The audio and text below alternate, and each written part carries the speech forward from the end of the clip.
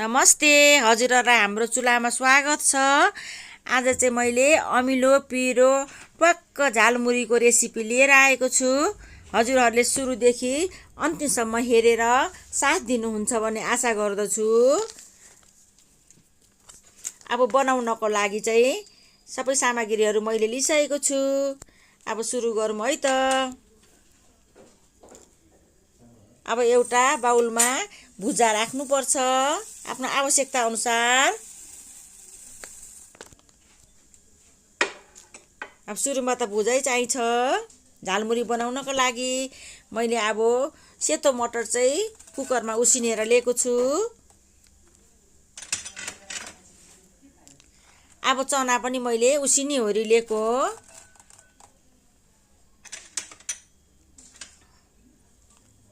त्यस पछाडि मसिनो काटेको नरिवल थोरै,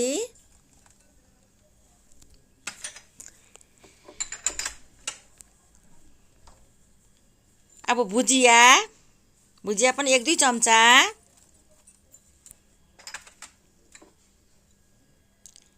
अब काँचो बदाम मैले चाहिँ तेलमा भुटेर लिएको थोरै लिनुपर्छ 1-2 चम्चा।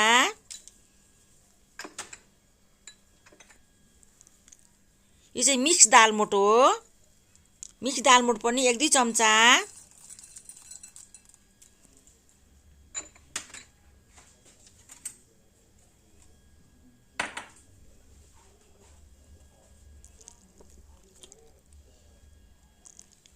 अब सबै सामग्री मैले काटेर लिइसकेको छु। अब उसिनेको आलु थोरै,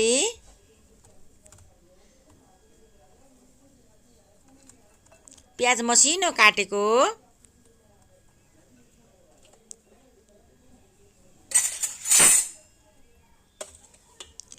हरियो खोर्सानी मसिनो काटेको। पिरो अब आफूले कतिको खानुहुन्छ त्यही अनुसार राख्न सक्नुहुन्छ।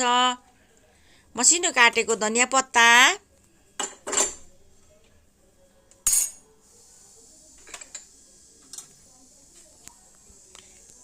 बिरे नुन थोरै,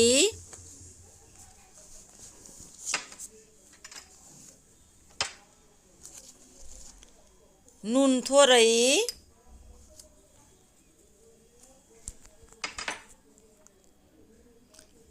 चाट मसला थोरै। चाट मसलामा पनि नुन हुन्छ, त्यसकारणले विचार गरेर राख्नुपर्छ नुनहरू चाहिँ।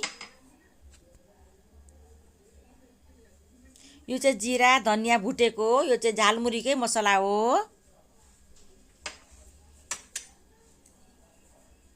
कश्मिरी धुलो खोर्सानी आधी चम्चा,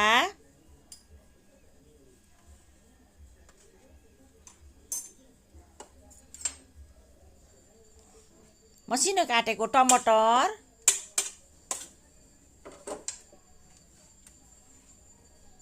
मसिनो काटेको काँक्रा। काँक्राले पनि झालमुरी मिठो हुन्छ राख्दा। अब यो चाहिँ अमिलो आँपको अचार हो, पोहोरको अचार पनि राख्नुपर्छ यसरी। अचारको तेल, अचारको मसला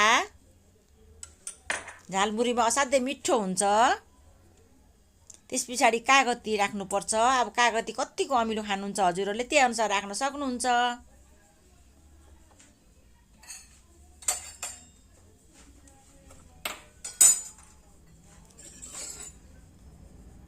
अब तोरीको तेल राख्नुपर्छ।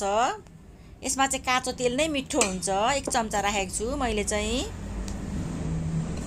अब मजाले मिक्स गर्नुपर्छ सबैतिर लाग्ने गरेर। मसलाहरू राखेको सबै सामानहरू मजाले मिक्स गर्नुपर्छ।